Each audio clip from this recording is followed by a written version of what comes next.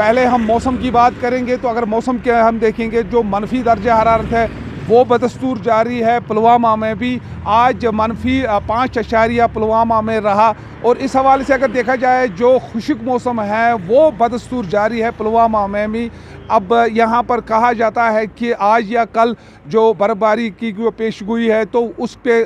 जो है किसान को उम्मीद है कि किसानों को, क्योंकि इस बार जो खुश्क साली का मौसम रहा तो किसान इससे में काफ़ी परेशान हैं। तो अब उम्मीद है कि शायद 2 दिन में बर्फबारी होगी या बारिशें होंगी तो खुश्क साली से कुछ राहत मिलेगी, तो इस पर भी हमारी नज़र रहेगी। साथ साथ में अगर हम देखेंगे जो मंशियात मुखालिफ जो मुहिम चलाई है पुलवामा पुलिस ने, उसके तहत आज भी यहाँ पर कार्रवाई अंजाम दी गई है पुलवामा पुलिस की जानिब से। तो यहाँ पर अगर देखा जाए साथ साथ में जो सिक्योरिटी फोर्सेस है BSF की अगर बात करें तो BSF भी जो मंशियात के मुखालिफ जो इस वक्त